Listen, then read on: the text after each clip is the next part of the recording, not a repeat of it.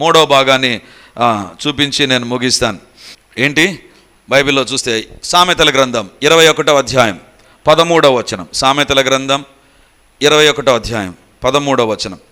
దరిద్రుల మొర వినక చెవి మూసుకొనువాడు తాను మొరపెట్టినప్పుడు అంగీకరింపబడడు. సామెతలు 21:13.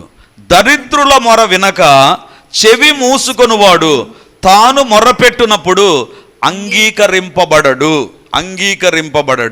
దేవుని బిడ్డలారా, దేవుడు ఏ ప్రార్థన అంగీకరించడంట? జాగ్రత్తగా వినండి. దరిద్రులు మొరపెడుతున్నప్పుడు, ఎవరో ఒక దరిద్రంగా ఉంటారు, వాళ్ళు చాలా పేదరికంలో కష్టాల్లో ఉంటారు. ఆ దరిద్రులు నీ దగ్గరకు వచ్చి మొరపెట్టి ఏదో కొంచెం సహాయం చేయ అని అడిగితే, నా దగ్గర ఏమి లేదు, ఉన్నప్పటి కూడా లేదు అని, లేదా నీకు ఏం పనుంది మా ఇంటి దగ్గర రావడం అని అన్నామా, గుర్తుంచుకోండి, నీ ప్రార్థన చేసే సమయంలో దేవుడు దీన్ని జ్ఞాపకం చేసుకుంటాడు. You will not be answered. దేవుని బిడ్డలారా, ఇది అర్థం కావడానికి ఒక ఉదాహరణ చెప్తాను. దరిద్రుల ప్రార్థన అంటే వాళ్ళకి ఎవ్వరు ఉండరు, కానీ వాళ్ళు ఏదో ఒక అవసరతలు నీ దగ్గరకు వచ్చి అడిగే వారి ఉద్దేశాలు తప్పుడైతే తప్ప, ఉద్దేశాలు కరెక్ట్గా ఉండి దరిద్రులు మన దగ్గరకు వచ్చినప్పుడు, నిజంగా దరిద్రతలో ఉండి మనం వస్తే జరిగే కార్యం ఏంటి తెలుసా? ఆ ప్రార్థనకు నువ్వు విని వాళ్ళకు ఏదో నువ్వు చేతనంత సహాయం చేస్తే దేవుడు వింటాడండి. నా జీవితంలో మర్చిపోలేని ఒక సంఘటన ఉంది. ఒకరోజు రాత్రి 8:45-9 గంటల సమయంలో ఒక సహోదరి మా ఇంటికి వచ్చింది. ఆమె భర్త 4 రోజుల క్రిందట 5 రోజుల కిందట చనిపోయాడు. ఆమె మా ఇంటికి వస్తే నేను షాక్ అయిపోయాను. ఏమ్మా ఈ టైంలో వచ్చారే? వాళ్ళ భర్త చనిపోయినప్పుడు అన్నీ మనం దగ్గరుండి చేసామండి, మన పరిచర్య అన్నీ దగ్గరుండి చేసాం. ఆమె రాత్రి 8:30-9 గంటల సమయంలో వచ్చింది. పూర్తిగా కప్పుకొని ఎవరికి బయట కనపడకుండా వచ్చి మా ఇంట్లో చీకటి బయట ఉంటుంది కదా, స్ట్రీట్ లైట్ కూడా లేదు ఆ రోజు. ఆ చీకటిలో నిలబడి అన్న పిలుస్తుంది. సో నేను బయటకు వచ్చి చూస్తే ఎవరు ముసుగేసుకుందామా. నేను అడిగాను, ఎవరమ్మా మీరు? నేనన్నాను గుర్తుపట్టలేదమ్మా. అప్పుడు తీసింది. ఏమ్మా ఈ టైంలో వచ్చారు మీరు, ఏమైంది? అప్పుడు ఆమె అంటది, అన్నా మా భర్త ఎలా ఉన్నాడో మీకు తెలుసు? అవునమ్మా తెలుసు. జాగ్రత్తగా వినండి. ఒక దైవ సేవకుడు అనబడిన వ్యక్తి ఇతని దగ్గరికి వచ్చి, దేవుడు నాకు చెప్తున్నాడు, నువ్వు సేవకు వస్తే నాతో పాటు సేవ చేస్తే దేవుడు ఆశీర్వదిస్తాడు బ్రదర్, దేవుడు మీ పట్ల గొప్ప తలంపు కలిగి ఉన్నాడు అని పరిచర్యలో వాడబడుతుంటే తీసుకుని వెళ్ళిపోయాడు. నెక్స్ట్ మార్నింగ్ ఆయన సెల్ ఫోన్కు ఒక మెసేజ్ వచ్చింది. ఏంటి తెలుసా? నీకు వైజాగ్ ఫ్లైట్ టికెట్ బుక్ అయిపోయింది, విశాఖపట్నానికి ఫ్లైట్ టికెట్. ఈయనకు అర్థం కాలేదు. నేను వైజాగ్ పోవడానికి అసలు ఆటో బస్సే మనకు సూపర్, అది ఫ్లైట్. వెంటనే ఈ దైవసేవకుడు ఫోన్ చేశాడు, నేనే బుక్ చేశాను బ్రదర్, మీరు 2 వీలర్లో 4 వీలర్ తిరిగే కాదు, మీ పైన ఉండే అభిషేకం, మీకు దేవుడు ఇచ్చిన పిలుపు ఏంటి తెలుసా? ఫ్లైట్లో తిరగాలి, ఫ్లైట్లో పోదాం. అవునా? వెంటనే వాళ్ళ ఫ్రెండ్స్కి ఫోన్ చేశారు, మొత్తం షేర్ చేశాడు టికెట్. చూడండి నేను ఫ్లైట్లో పోతున్నా. He was very happy. ఫ్లైట్లో పోయాడు, వచ్చిన తర్వాత వాళ్ళ చర్చికి ఈ వ్యక్తి వెళ్ళాడు. చర్చిలో ఈయనకే అన్ని మెయిన్ రోల్ అంతా ఇచ్చాడు. ఈయన వాడబడుతున్నాడు, చాలా హ్యాపీగా ఉన్నాడు. నేను ఎప్పుడు ఫోన్ చేసినా నా ఫోన్ కట్ చేస్తాడు, లేదా నా ఫోన్ బ్లాక్ చేసేసాడు. I was silent, I was praying for him, that's all. ఒకరోజు ఏ దైవ సేవకుడైతే ఇతన్ని ఫ్లైట్లో తీసుకుపోయాడో ఆ దైవ సేవకుడు వచ్చాడు ఇతని దగ్గరికి.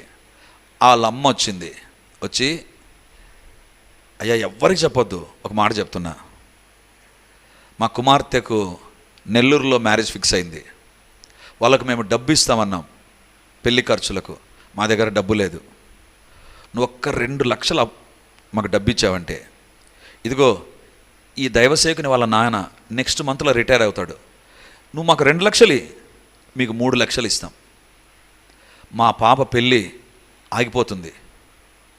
అప్పుడు ఈ వ్యక్తి, అయ్యయ్యో మీరెందుకు అంత బాధపడతారు, నేను అరేంజ్ చేస్తా అని 2 లక్షలు ఎవరి దగ్గర అప్పు చేసి ఇచ్చాడండి. ఇస్తే తీసుకున్నారు, పోయి మ్యారేజ్ ఫిక్సేషన్ జరిగిపోయింది. They are very happy. Next Sunday చర్చికి పోయాడు. చర్చికి పోయిన తర్వాత ఈ దైవ సేవకుడు వేదిక పైన నిలబడి ఈ బ్రదర్ని పిలిచాడు. బ్రదర్ మీరు ఇటు రండి. స్టేజ్ పైకి వచ్చిన తర్వాత, దేవుడు మా కుటుంబ ప్రార్థనకు దేవుడు జవాబిచ్చాడు, మేము దేవుని అడుగుతున్నాం, ప్రభా మాకు 2 లక్షలు కావాలని దేవుని అడుగుతుంటే ఈ బ్రదర్తో దేవుడు మాట్లాడి 2 లక్షలు మాకు ఫ్రీగా ఇచ్చేటట్టు సహాయం చేశాడు. అందరు చప్పట్లు కొట్టి దేవుని మహిమపరుస్తామంటే అందరూ అని చప్పట్లు కొట్టారు. మీరు ఎట్లా చూస్తున్నారో అట్లా డీలా పడిపోయి చూశాడు. అరే నాకు చెప్పిందేంటి, 2 లక్షలు మీరు ఎక్కడి నుంచైనా డబ్బు ఇస్తే 1 నెల తర్వాత ఇంకొక 1 లక్ష కలిపి ఇస్తామని చెప్పినటువంటి ఈ దైవ సేవకుడు స్టేజ్ పైన నిలబడి ఈ వ్యక్తిని దేవుడు ప్రేరేపించి మేము అవసరతల్లో ఉంటే ఈ వ్యక్తి ద్వారా మాకు 2 లక్షలు ఇచ్చాడని చెప్తే దిక్కు తెలియదు నాకు. ఆల్రెడీ అప్పులు ఈడ కాదు ఉండేది, ఆయనకి ఈడున్నాయి అప్పులు. ఈ అప్పులు ఇచ్చిన ఆయనకు, ఈ వ్యక్తికి, సేవకునికి కాదు, ఎవరైతే 2 లక్షలు ఇచ్చాడో ఆయనకు అప్పులు నెత్తి పైకున్నాయి. ఆల్రెడీ ఉన్న అప్పులతో చచ్చిపోతూ ఉంటే ఇంకొక 1 లక్ష వస్తుంది కదా అని ఇచ్చాడండి. ఈ మాట చెప్తే దిక్కు తెలియదు క్యాండిడేట్కు. అందరి ముందర షేక్ హ్యాండ్ ఇచ్చాడు, కౌగిలించుకున్నాడు. Thank you so much brother. ఏం థ్యాంక్ యూ చెప్పాలని అర్థం కావడం లేదు. ఎందుకు? నేను 1 లక్ష ఎక్స్పెక్ట్ చేసే, ఉండే 2 లక్షలు కూడా ఇప్పుడు నాకు అప్పు అయిపోయింది. అందరి ముందర చెప్పిన తర్వాత లేదు లేదని చెప్పగలడా? చెప్పలేడు. అంత ధైర్యం లేదు క్యాండిడేట్కు. ఎందుకు? ఆయన చెప్పే లోపల హక్ చేసుకున్నాడు, థ్యాంక్ యూ బ్రదర్కి వెళ్ళిపోయి కూర్చోండి అన్నాడు. ఇంకా చూడండి ఆయన పరిస్థితి. ఆల్రెడీ అప్పులు, ఈ అప్పుకు మళ్ళీ 2 లక్షల అప్పు తట్టుకోలేక ఒకరోజు తను చనిపోయాడు. చనిపోయిన తర్వాత వాళ్ళ భార్యకి ఈ విషయం తెలిసి ఈ భార్య ఏం చేసిందంటే మా ఇంటికి రాకముందు వాళ్ళ ఇంటికి వెళ్ళింది. వాళ్ళ ఇంటికి వెళ్ళి, అమ్మా నా పరిస్థితులు అస్సలు బాగాలేవు, తినడానికి తిండి లేదు, మాకు 2 ఆడపిల్లలు, వాళ్ళకి పెళ్ళిళ్ళు అయ్యాయి, వాళ్ళ పిల్లలు మా ఇంట్లో ఉన్నారు, కష్టంగా ఉంది, మా భర్త మీకు 2 లక్షలు ఇప్పించాడు కదా అంటే వాళ్ళు ఏం చేశారు తెలుసా? ఇంట్లోకని కూడా రానికుండా బయట పెట్టి, ఒక విధవరాలు మా ఇంటికి వచ్చి దరిద్రం చుట్టుకుంటుంది మాకు. విధవరాలు మా ఇంటికి వచ్చింది, దరిద్రం మాకు, ఎందుకు వచ్చావు మా ఇంటికి, ఎవడిచ్చాడు డబ్బు, మీ భర్త డబ్బు ఇచ్చాడని ప్రూఫ్ ఎక్కడుంది? అడ్డదిడ్డంగా మాట్లాడి గట్టిగా అరిపించి గట్టిగా తిట్టి మా ఇంటి బయటికి వచ్చి ఒక్క మాట నిందండి. ఏమని తెలుసా? నేను ప్రార్థన చేసే యేసు ప్రభు సజీవుడైతే నాకు డబ్బు ఎగరగొట్టారు కదా, ఈయన ఇదే విధంలో మీకు కూడా చేయునుగాక అని వెళ్ళిపోయింది. నేరుగా మా ఇంటి దగ్గరికి వచ్చింది. అన్న ఇట్లా అన్నాను. ఎందుకన్నావమ్మా? నా పరిస్థితి బాగాలేదన్నా, ప్రార్థన చేయండి. ఇంత మోసం జరిగిందన్న, నాకు చాలా బాధేసిందండి. అక్కడి స్టోరీ కట్ చేస్తాను. ఒక 5 నెలలు తిరగకముందు ఆ కుటుంబంలో జరిగింది ఏం తెలుసా? ఆమె కుమారుడు కోడలు 2 విడిపోయారు. కుటుంబము రోడ్డు పాలయ్యే పరిస్థితి వచ్చేసింది. ఎందుకు? సేవ చేయడం లేదా? ప్రార్థన చేయడం లేదా? ఇదిగో సామెతలు 21:13, దరిద్రుల మొర వినక చెవి మూసుకొనివాడు తాను మొర్ర పెట్టునప్పుడు అంగీకరించబడు. ఆ రోజు అప్పు తీసుకున్న మాట వాస్తవమే, తెలుసు వాళ్ళకు, కానీ ఎగరగొట్టడానికి ఆమె మొర కాదన్నందుకు వాళ్ళ కొడుకు కోడల విషయంలో ప్రార్థన చేశారు, సేవకులను అడిగారు, వీళ్ళు మొత్తం. ఈరోజు దేవుడు అడుగుతున్నాడు, నీ ప్రార్థన కూడా జవాబు రాకపోవడానికి ఎక్కడైనా కడు బీదలు నీ దగ్గరికి వచ్చి అడిగినప్పుడు you should do something for them. వారి కొరకు ఏదో చేయాలి. నీ చేతుల్లో కొంచెం మిగులు డబ్బు పెట్టాడు, ఎందుకు తెలుసా? Not to enjoy your life. నువ్వు ఎంజాయ్ చేయడానికి కాదు, జల్సా చేయడానికి కాదు. Give it to the poor who are in badly need. నిజమైన అవసరతలు ఎవరున్నారో. కొంతమంది పాపము చేసి ఆర్థికంగా ఉంటారు, నష్టపోతారండి. లాస్ట్ వీక్ మా ఇంటికి ఒక వ్యక్తి వచ్చాడు. ఆయన బయట నిలబడి సుధీర్ అని పిలిచాడు. ఆ తర్వాత నేను ఆల్రెడీ ఆయనకు చెప్పాను, మా ఇంటికి రావద్దు నువ్వు అని. మా ఇంటికి రావద్దని చెప్పాను. ఎందుకు చెప్పానంటే తర్వాత చెప్తాను మీకు. రావద్దని చెప్పాను, డైరెక్ట్గా చెప్పేశాను, మీరు మా ఇంటికి రావద్దు. ఆయన ఏం చేస్తాడో తెలుసా? మనం ఇచ్చిన డబ్బుతో నేరుగా బ్రాందీ షాప్కి వెళ్ళి ఫుల్గా తాగి ఇంకా దేవుని పాటలు బ్రహ్మాండంగా పాడతాడండి. సినిమా పాట పాడు, దేవుని పాటలే పాడతాడు, కానీ విపరీతంగా తాగుతాడు. నేను అన్నాను, ఒకప్పుడు నేను సంపాదిస్తూ ఉన్నా, ఆ సంపాదనలోంచి నీకు ఇచ్చా, కానీ ఇప్పుడు నేను ఏదైనా కొంచెం డబ్బు తీసుకోవాలంటే దేవుని బిడ్డలు ఇచ్చిన కానుకలోంచి ఏదో కొంత మొత్తం నేను వాడుకోవాలి. నాకు వచ్చేటువంటి ఇన్కమ్ ఒకటి ఉంది, నాకు బాడుగా ఉంటుంది, ఒక ఇంటి బాడుగా. సో అది లేదా కొంచెం దేవుని డబ్బు నేను వాడుకుంటా. నేను ఇచ్చేటువంటిది నీకు కానుకలోంచి ఇస్తున్నా, మంచిది కాదు నీకు అని చెప్తే, నన్ను నమ్ము సుధీర్, నువ్వు నన్ను నమ్ము, నేను తాగనని చెప్పి తీసుకొని వెళ్ళి ఆ నెక్స్ట్ 1 అవర్లో బయట నాకు తాగి కనపడ్డాడండి. నేను చూశాను. ఆ తర్వాత మరుసటి రోజు ఇంటికి వస్తాను. Never to step in to my house. నీకు అక్కర కలిగి రాలా, నీవు డబ్బు తీసుకొని తాగుతున్నావు. లాస్ట్ వీక్ వచ్చి ఆయన ఏం చేస్తున్నాడు తెలుసా? బయట నిలబడి సుధీర్ అని పిలిచాడు. ఎవరు పలకలేదు, ఇంట్లో ఉన్నారు, నేను పైన ఉన్నా. సుధీర్ అని పిలిస్తే పలకలేదు. రెండోది దైవ సేవకుడైన సుధీర్ అని పిలిచాడు, పలకలేదు. ఇంట్లో దాక్కొని ఉన్న సుధీర్ అని పిలిచాడు, ఎవరు రాలేదు బయటికి. అప్పుడు పాట ఎత్తాడు. సుధీర్ నీకు ఇష్టమైన పాట పాడుతా చూడు. ఓ తల్లి కన్నను, ఓ తండ్రి కన్నను, ప్రేమించు. దేవుడు ప్రేమిస్తుంటే సుధీర్ నువ్వు ఎందుకు ప్రేమించవు నన్ను? బయట నిలబడి సందేశం, బీదలను కనికరించువాడు యెహోవాకు అప్పించువాడు. ఎందుకు నాకు డబ్బు ఇవ్వవు నువ్వు? నాకు బలహీనత, నేను తాగుతాను, అయినా నువ్వు నాకు ఇవ్వాలి కదా. దేవుని ప్రేమ ఎంతైనా ముత్తుకో. నేను చెప్పాను, లాస్ట్కి తట్టుకోలేక రెజినా ఫోన్ చేసింది. ఎందుకో ఈ పాట వినపడితే మా గ్రేస్ బయటకు వచ్చింది. బయటకు వస్తానే అంటున్నాడు, నువ్వు పెద్ద కూతురువా, నువ్వు దైవ సేవకుని పెద్ద కూతురు, మీ నాయనకు మీ అమ్మకు దాంకునే స్వభావం ఉందనుకో, నువ్వైనా ఇవ్వచ్చు కదమ్మా కొంచెం డబ్బు, నా దగ్గర లేదంటే నువ్వేం పెద్ద కూతురు నీ దగ్గర డబ్బు పెట్టుకోకుండా అని మళ్ళీ ఆమెనన్నాడు. ఎవరికి ఇవ్వాలి ఎవరికి ఇవ్వకూడదని చెప్తున్నా. నిజమైన అక్కర్లో ఉన్న వారికి మన చేతులు చాపుదాం. ఎందుకు తెలుసా? నీ చేతుల్లో కొంచెం మిగులు డబ్బు పెట్టింది నీ ప్రార్థనకు జవాబు ఇవ్వడానికి మర్చిపోవద్దు. నువ్వు చేయడానికి సహాయం. నువ్వు ఒక ఆఫీసులో పనిచేస్తున్నావా, ఒక పేద వ్యక్తి వచ్చాడా, సహాయం లేకుండా ఎవరు డూ సంథింగ్ ఫర్ హిమ్. నువ్వు చేయగలిగింది ఏదో చేయి. ఒకవేళ ఒక అక్కర్లో ఉన్నారా, నువ్వు చేయగలిగింది ఏదో చేయి. దేవుని బిడ్డలారా, తన మొర దేవుడు వినాలి అంటే నీ ఎదుట మొర పెట్టిన వారి మొరను కూడా నువ్వు వినాలి. వినలేదా? ఒక రోజు వస్తుంది దేవుడు కూడా అంటాడు, ఆ రోజు వినలేదు కదా, అందుకే ఈ రోజు నేను వినడు. దేవుని న్యాయం ఎక్కడుంటుందో తెలుసా? మ్యూచువల్గా ఉంటుంది. నువ్వు చేసావంటే నీకు దేవుడు చేస్తాడు. అందుకే బైబిల్లో వ్రాయబడింది, ఏమి విత్తుతామో అదే పంట మనము కోస్తాం. ఇద్దరు వ్యక్తులు మీ దగ్గర తీసుకొని వచ్చా, దైవ సేవకుడని నమ్మి ఇస్తే మోసం చేశారు. ఆ దైవ సేవకుడే మోసగించబడ్డాడు, విడిపోయారు. ఇంకొక వ్యక్తి తాగి వచ్చినప్పుడు ఐ వాజ్ రిజెక్టింగ్ హిమ్. ఎందుకంటే ఒకటి కాదు 4 సార్లు నేను అతనికి డబ్బు ఇచ్చా. నేను అతని చేతిలో ఒక శ్రేష్టమైన డబ్బు పెడితే షాక్ అయిపోయాడు. ఎందుకు తెలుసా?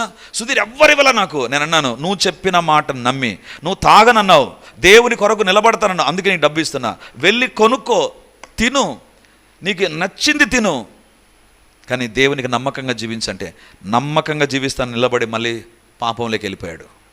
3 సార్లు 4 సార్లు చూశాను. I said no to him. దేవుడు కూడా అంటున్నాడు, నీ దగ్గర ఉన్న దాంతో నువ్వు ఇవ్వగలిగితే నువ్వు చేయగలిగి, నేను ఎంత ఇస్తావు నీ చేతనవుతుంది. నువ్వు ఎంత ఇవ్వగలవో. దరిద్రుల మొర ఒకటి ఉంటుంది, వాళ్ళకి ఎవ్వరు సహాయం లేకుండా ఉంటారు. ఇఫ్ యూ కెన్ రెస్పాండ్, నీ జీవితంలో నువ్వు దీవించబడతావు. దేవుని బిడ్డలారా, నేను కడపలో పనిచేసేటప్పుడు ఇదే వెనక సైడ్ బుగ్గంక నుంచి అలా వెళ్తే ఎస్వి డిగ్రీ కాలేజీకి ఒక దారి ఉంటుందండి, ముళ్ళ కంచె ఒకటి ఉంటుంది. అక్కడ నుంచి వెళ్ళిపోయేవాడిని నేను. అప్పుడు ఆ కాలేజీలో పనిచేస్తున్నాను నేను. ఆ మార్గం గుండా వెళుతున్నప్పుడు ఒక చిన్న కొట్టం కాదు అది, ఆ పక్క ఈ పక్క కర్ర ఉంటుంది, ఇలా ప్లాస్టిక్ షీట్ దించబడి ఉంటుంది అంతే. ఆ లోపల ఒక వ్యక్తి పడుకుంటాడు, బయట 2 చిన్నపిల్లలు ఆడుకుంటారు. నేను ఎప్పుడు కాలేజీకి వెళ్ళినా అది చూస్తాను నేను. నాకు రోజు అనిపించేది, ఎందుకు 2 పిల్లలు ఉన్నారు, తల్లి కనపడదే. ఒకరోజు నిలబెట్టి అడిగా, ఏమ్మా ఏంటి మీరు ఆడుకుంటున్నారే? మా డాడీకి బాగలేదు అంటే, ఎక్కడున్నాడో? లోపల పడుకున్నాడు. అవునా అని వెళ్ళిపోయాను. ప్రతిరోజు ఆ మార్గంలో వెళ్తానండి, ప్రతిరోజు ఆ మార్గంలో వెళ్తా. ఎప్పుడో ఒకసారి పిల్లలు కనపడతారు, వాళ్ళను చూస్తాను, వాళ్ళు ఎక్కడో దూరంగా ఆడుకుంటూ ఉంటారు. అవునా, అయ్యో పాపం అని అనుకుంటాను. కానీ ఒకరోజు ఉదయాన్నే పోతే ఆడ పిల్లలు లేరు, ఆ ప్లాస్టిక్ టెంట్ లేదు. నాకు ఎందుకో పోయేటప్పుడు ఏదో మనసు ఏదో బాధగా అనిపించింది. మళ్ళీ వచ్చేటప్పుడు అక్కడ నిలబడి అడిగాను ఏమైంది ఈ టెంట్? ఆడుండే పెద్ద ఆమె చెప్పింది, నిన్న రాత్రి వాళ్ళ తండ్రి చనిపోయాడు. తండ్రి చనిపోయాడా? అవునా, మరి పిల్లలేమ్మా ఎక్కడికి వెళ్ళిపోయారో తెలియదు సార్. మరి ఆయన శరీరం వాళ్ళ బంధువులు వచ్చి తీసుకుపోయారు, ఈ పిల్లల పరిస్థితి ఏంటి అడిగితే ఆమె నింది, ఏమో సార్ ఎవరు చూసుకుంటారేమో వాళ్ళ పరిస్థితి. ప్రియమైన వాళ్ళారా, 1 నెల రోజులు నా బాధ కాదండి. అరే ఒక అవకాశం వచ్చింది, ఆ బిడ్డలకి ఏదో కొంచెం కొనిచ్చింటే, ఆ బిడ్డలకి ఏదో ఇచ్చింటే ఎంత బాగుండు. నా ఎదురుగా ఒక అవకాశం వచ్చింది. నేను ఆ అక్కరలో తల్లి లేదు. నేను అడిగాను, ఎందుకు చనిపోయాడు ఆయన? ఎయిడ్స్ వ్యాధి వచ్చి చచ్చిపోయాడు. అప్పుడు ఆమె ముసలామె చెప్తుంది, ఆమె భర్తకు ఆ వ్యాధి వచ్చింది చెప్పి భార్య వెళ్ళిపోయిందంట పిల్లలను వదిలేసి. ఈ పిల్లలు అనాథలుగా ఉంటారు. ప్రభువా నాకు ఒక అవకాశం వచ్చి నా సహాయం చేయలేదు, ఎంత బాధపడ్డానో. కానీ ఆ రోజు నుంచి ఒక తీర్మానం చేసుకున్నా, ఆ పిల్లలు బాగుండాలని ప్రతిరోజు ప్రార్థన చేశానండి, ప్రతిరోజు ప్రార్థన చేశాను. ఒకరోజు నేను ఇదే మెసేజ్లో ఇలాంటి మెసేజ్లో ఎగ్జాంపుల్ చెప్తే నాగవే నా దగ్గరికి వచ్చి ఏమని చెప్పిందంటే, అన్నా వాళ్ళు మాకు తెలుసు అన్నా, వాళ్ళిద్దరు పిల్లలు ఈరోజు మంచిగా చదువుతున్నారు. హల్లెలూయా హల్లెలూయా. ఎందుకు నేను చెప్తున్నాను తెలుసా? ఒకవేళ మిగతా స్టోరీ కావాలంటే నాకు అడగండి చెప్తారు. ఎందుకు నేను చెప్తున్నాను తెలుసా? నీవు దరిద్రుల మొర ఆలకిస్తే ఒక రోజు వస్తుంది నీ మొర దేవుడు ఆలకించక మానడు. ప్రార్థన ప్రక్కన పెట్టబడ్డానికి కారణం somewhere or other we are not hearing the purest of the poor cry. పేదల్లో కడుబీదల యొక్క మొరలు మనం వినడంలా, అందుకే దేవుడు మన మొర వినడు. చివరిగా ఒక భాగాన్ని చూపించి నేను ముగిస్తాను. పేతురు రాసిన మొదటి పత్రిక 3వ అధ్యాయం 7వ వచనం. పేతురు రాసిన మొదటి పత్రిక 3వ అధ్యాయం 7వ వచనం. అటువలనే పురుషులారా, జీవమను కృపావరములో మీ భార్యలు మీతో పాలివారై ఉన్నారని ఎరిగి ఎక్కువ బలహీనమైన ఘటమని భార్యను సన్మానించి మీ ప్రార్థనలకు అభ్యంతరము కలగకుండునట్లు జ్ఞానము చొప్పున వారితో కాపురము చేయుడి. ప్రార్థన ఎప్పుడు దేవుడు వినడంట. ఇక్కడ చూడండి, మీ ప్రార్థనలకు అభ్యంతరకరముగా ఉండకుండానట్లు. బ్రదర్స్ వినండి, పెళ్ళైన ప్రతి ఒక్కరు వినండి. అంటే మీరు వినొద్దని కాదు, మీ దగ్గరికి తర్వాత వస్తా. బైబిల్లో వ్రాయబడింది, పురుషులారా జీవమను కృపావరములో మీ భార్యలు మీతో పాలివారై ఉన్నారని. భార్య ఎవరు తెలుసా, భర్త ఎవరు తెలుసా? ఈ వచనం ప్రకారం దే ఆర్ గిఫ్ట్, దేవుని వరము, కృపావరము. భార్య అయినా భర్త అయినా, మనకు నా భార్య నాకు దేవుడిచ్చిన వరం, మీ భార్య మీ భర్త దేవుడు మీకు ఇచ్చిన వరం. కానీ ఎప్పుడైతే భార్యాభర్తల మధ్య ఒకరికొకరి భేదాభిప్రాయాలు వచ్చి ప్రార్థన చేస్తారో ఆ ప్రార్థన దేవుడు వినడు. పెళ్ళి కాదా? Good news. పెళ్ళి అయిందా? బ్యాడ్ న్యూస్ కాదు, మీకు కూడా గుడ్ న్యూసే. ఏంటి? పెళ్ళి అయిన వాళ్ళు, పెళ్ళి కాని వాళ్ళు జాగ్రత్తగా వినండి. పెళ్ళైన వాళ్ళు మీ భార్య మీ భర్త విషయంలో ఎవరు తెలుసా? మీ భార్య మీ భర్త they are the gift from the God. నా భార్య చేసుకున్నాను చూసావా, చేసుకోకుండా బాగుండు బ్రదర్, బై మిస్టేక్ ఇంక జీవితానికి ఇంత ఈ తప్పు చేశాను అని అనుకుంటున్నావా? కాదు. ఒక్కవేళ నువ్వు తప్పుడు వివాహం చేసుకుంటే దాని విషయంలో సమర్థించను. కానీ ఇక్కడ బైబిల్లో వ్రాయబడింది, నీ భార్య జీవమను కృపావరములో, భార్యలు పాలిభాగస్తులు. అంటే భార్య గురించి చెప్తున్నా అంటే భర్తను గురించి చెప్పలేదని కాదు. Your partner is a blessing. దేవుడు నీ ప్రార్థన వినాలి అంటే నీ పార్ట్నర్ దగ్గర నువ్వు ఏ రకంగా ఉన్నావు, నీ భర్త దగ్గర నువ్వు ఏ రకంగా ఉన్నావు. If you are not right with your wife or a husband, then your prayers will not be answered. Your prayers will be not answered. దేవుని బిడ్డలారా, నా భార్యతో నా ఇంట్లో ఏ రకంగా ఉన్నాను అనేటువంటిది ఇంటికే పరిమితం అనుకోవద్దు. ప్రార్థనకు లింక్ అయి ఉంది, ప్రార్థనకు లింక్ అయి ఉంది. భార్యాభర్తలండి కొట్లాడుకుంటారండి, మామూలే అండి, అవన్నీ లోకంలో ఉంటాయి. లోకంలో సంసారం సాగరం ఇవన్నీ లోకంలో ఉండే స్టేట్మెంట్. దేవుని యొక్క నీ భార్య నీ భర్త దేవుని యొక్క వరం, కృపా వరము. వాళ్ళు దేవుడు కృపతో నీకు ఇచ్చాడు. నీవు నీ భార్య పోట్లాడుకొని మూతి ముడుచుకొని మాట్లాడకుండా అలిగినటువంటి వ్యక్తులైతే నువ్వు వెళ్ళి ప్రార్థన చేసావనుకో, దేవా మా నాన్నను బాగు చేయి, మా అమ్మను బాగు చేయి, దేవుడు అంటాడు సెట్ రైట్. అక్కడ నీ భార్యతో కొంతమంది ఏ రకంగా ఉంటారో తెలుసా? కొంతమంది భార్యలు ఉంటారు, కరెక్ట్ చెప్తున్నావు అన్న, నా భర్త గురించి చెప్పాల్సిందేను. భార్యలైనా భర్తలైనా, నీ భార్య దగ్గర నీ బిహేవియర్, నీ భర్త దగ్గర నీ behaviour, it is going to affect your prayer life. నీ భార్య పైన నీకు గౌరవం లేకపోతే, భర్త పైన గౌరవం లేకపోతే గుర్తుంచుకో, ప్రార్థనకు అది అడ్డంకుగా మారుతుంది. అది నేను చెప్పే కాదు, మీ ప్రార్థనలకు అభ్యంతరకరముగా ఉండకుండానట్లు, మీ ప్రార్థనలకు అభ్యంతరకరముగా ఉండునట్లు. దేవుని బిడ్డలారా, మనస్పర్ధలు రావా? వస్తాయి. ఎక్కడ రావు? ప్రతి ఇంటిలో వస్తాయి. ఆదాము హవ్వలు మొదలుకొని ప్రతి ఒక్కరి ఇంటిలో మనస్పర్ధలు ఉంటాయి. కానీ ఎవరైతే వెంటనే ప్యాచప్ అయిపోతారో, వెంటనే సర్దుకొని కలుసుకొని పోతారో, వెంటనే ఎవరు ముందు తగ్గి మాట్లాడి ముందు షేక్ హ్యాండ్ ఇచ్చి మాట్లాడుకుంటారో వాళ్ళ ప్రార్థనలు దేవుడు వింటాడు. నేను నీతో మాట్లాడిన అలిగి కూర్చుంటారు చూసారా, వాళ్ళు ఎంతైనా మొరపెట్టు, వాళ్ళ ప్రార్థనలు ఎంతవరకు పోతాయి తెలుసా? నాకు తెలిసి ఈ రూఫ్ దాటవు, నీ ఇంటి రూఫ్ దాటవు. You will not be blessed, you will not be blessed.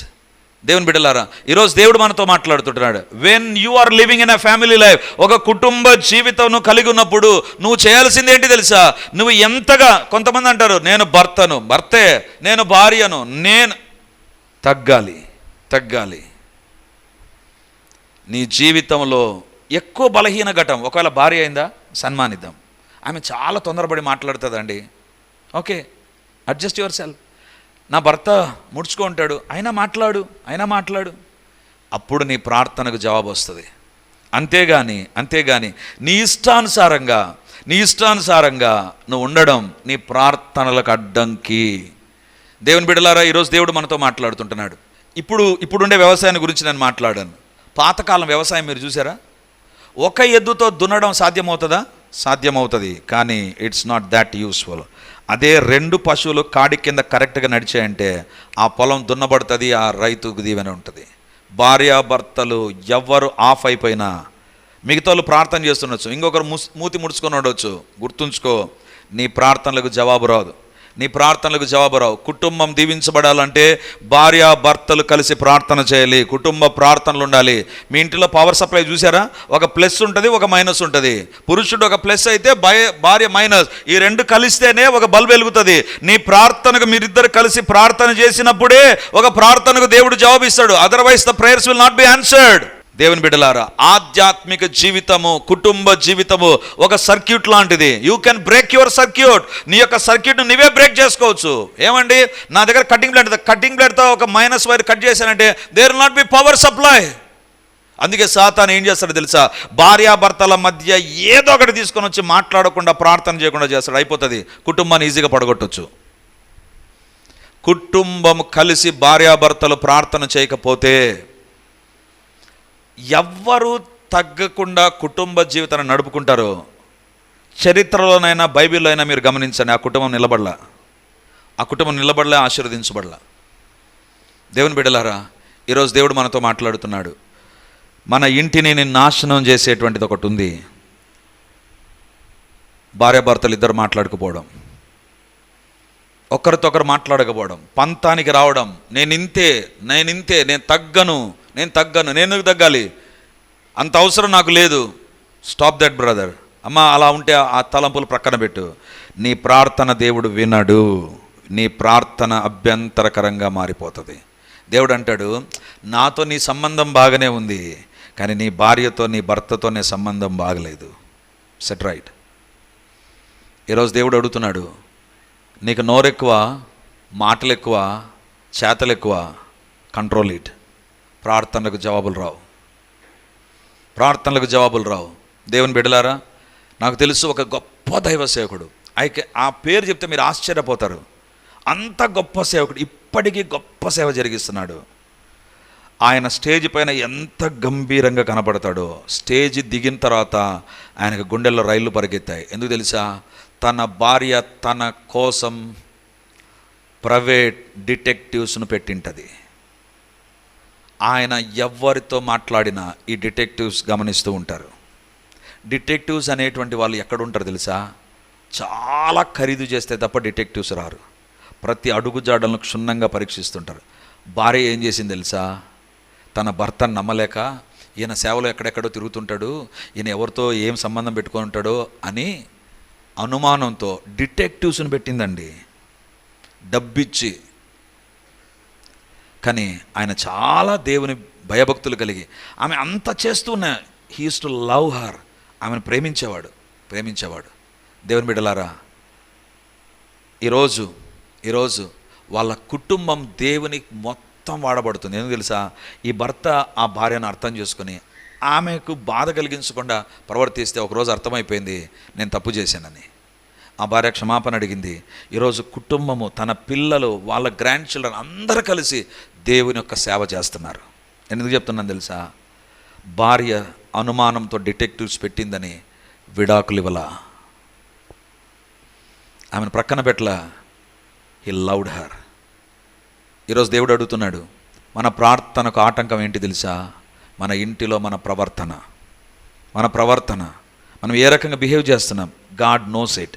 ప్రభు ఈరోజు మనతో మాట్లాడుతుండగా, ఏ ప్రార్థన దేవుడు త్రోసివేస్తాడు? నీ హృదయంలో పాపం ఉంటే. రెండవదిగా, నీ జీవితంలో దురుద్దేశంతో నువ్వు అడిగితే. మూడవదిగా, పేదల కొరకు నీ యొక్క స్వభావం ఏ రకంగా ఉందో దాన్ని బట్టి. నాలుగవదిగా, if the husband and wives are not properly obeying one another, if they are not loving one another, if they are not respecting one another, ఒకరినొకరు గౌరవించుకొని, ప్రేమించుకొని, ప్రోత్సహించుకొని కుటుంబ జీవితం నడపకపోతే ఆ కుటుంబ ప్రార్థనలు దేవుడు వినడు. ఆ భర్త, ఆ భార్య చేసే ప్రార్థనలు దేవుడు వినడు, దేవుడు త్రోసేస్తాడు. ఈరోజు ప్రభు మనతో మాట్లాడుతుండగా, ఎక్కడనూ సరిచేయబడాలనో ప్రభు యొక్క సన్నిధానంలో మనం ప్రార్థన చేద్దాం. దేవా, నా ప్రార్థన నీవు వినడానికి నా జీవితాన్ని నేను సరిచేసుకుంటా. హృదయంలో పాపం దాగి ఉందా? జీవితంలో పాపం ఉందా? నాయనా నన్ను క్షమించు. నా దగ్గర డబ్బును నేను కక్కుర్తితో నాకే వాడుకుంటూ అవసరతలో ఉన్న వారికి ఇవ్వలేని వ్యక్తిగా ఉన్నానా? నన్ను క్షమించు ప్రభువా. దేవా నన్ను దర్శించు, నా జీవితాన్ని మీరే ఆశీర్వదించు. తిరస్కరించబడుతున్నాయా మన ప్రార్థనలు? మన ప్రార్థనలకు జవాబు లేవు అని భావిస్తూ ఉంటే ఈరోజు దేవుడు మన ఒక్కొక్కరితో మాట్లాడాడు. పాపం హృదయంలో ఉండకూడదు. నీ జీవితంలో దురుద్దేశముతో ప్రార్థన చేయకూడదు. నీ జీవితంలో నిజమైన అక్కరలో అవసరతలో ఉండే వారి కొరకు వారి మొరలకు స్పందించే వ్యక్తిగానే ఉండాలి. నాలుగోదిగా, భార్య భర్తల మధ్య ఐక్యత లేకపోతే కుటుంబ ప్రార్థనలో నీ ప్రార్థనకు, వ్యక్తిగత ప్రార్థనలకు జవాబులుండవు. ఈరోజు ప్రభు మాట్లాడుండగా, దేవా నన్ను దర్శించు ప్రభువా. నా ప్రార్థన వినబడకపోవడానికి, నా ప్రార్థనకు జవాబు రాకపోవడానికి, నా ప్రార్థనలు తండ్రి నాకు నిరాశ మిగలడానికి కారణం నేనే ప్రభువా. నా పాపాలే, నా విధేయతే, నా కుటుంబంలో ఉన్నటువంటి మనస్పర్ధలే, నాకున్నటువంటి ఒక గర్వం, నాకున్నటువంటి అతిశయ, నాకున్నటువంటి పాపం, నాకున్నటువంటి చెడు లక్షణాలు, చెడు ఉద్దేశాలు ప్రభువా ఆయన నన్ను క్షమించు. ఈరోజు నీ ప్రార్థనకు జవాబు రావాలి అంటే, నీ ప్రార్థన తిరస్కరించబడకుండా ఉండాలి అంటే Pray to the Lord. దేవా నన్ను క్షమించు, దేవా నన్ను క్షమించు, నన్ను క్షమించు ప్రభువా. నా హృదయంలో పాపం, ఏ పాపం ఉన్నా, ఏ పాడు అలవాటున I want to maintain it secretly. దేవా అది నీకు తెలుసు ప్రభువా. భార్యను భార్యగా, భర్తను భర్తగా చూస్తున్నామే గాని దేవా కృపా వరములో పాలి భాగస్థులమునైనా దేవా ఈ ఇరువురము ఒకరికొకరు వరములని గుర్తించినట్లుగా సహాయం చేయండి ప్రభువా. ఒకరికంటే ఒకరు యోగ్యులను ఎంచుకొని సమాధానంతో జీవించే కుటుంబాలలో ఆ ప్రార్థనలకు జవాబులు ఉంటాయని మీరు సెలవించారు ప్రభువా.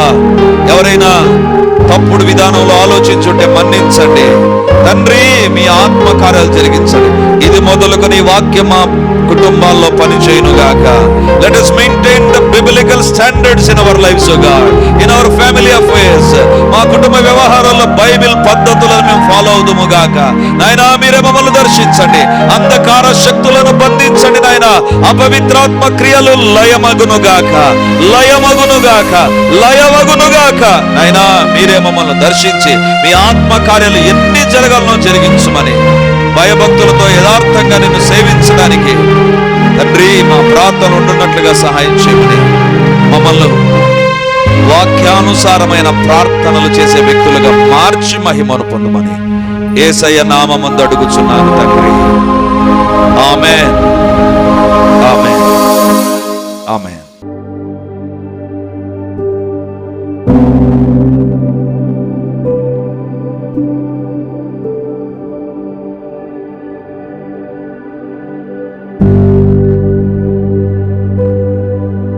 Praise the lord. యేసుక్రీస్తు పరిశుద్ధ నామందు మీ ఒక్కొక్కరికి మా వందనాలు తెలియజేస్తుంటున్నాను. రిడీమర్ చర్చిలో మొదటి ఆరాధన 8 గంటలకు ప్రారంభమవుతుంది. రెండవ ఆరాధన 10 గంటలకు ప్రారంభమవుతుంది. మూడవ ఆరాధన సాయంత్రం 7 గంటలకు ఉంటుంది. దేవుని బిడ్డలారా, ఎవరైనా ఉదయం ఆయా పనులు కలిగి రెండవ ఆరాధనలకు రాలేకపోతున్నారని భావించి ఈ యొక్క మొదటి ఆరాధన ప్రారంభిస్తున్నాం. సో ఈ యొక్క అవకాశాన్ని సద్వినియోగం చేసుకొని దేవుని యొక్క సన్నిధికి వచ్చి దైవ దీవెనలు మీరు పొందాలని కోరుతున్నాం. మొదటి 2 ఆరాధనలు మాత్రమే ప్రభు బల్ల ఉంటుంది. కాబట్టి సిద్ధపడి దేవుని సన్నిధికి రమ్మని మిమ్మల్ని కోరుతూ ఉన్నాను.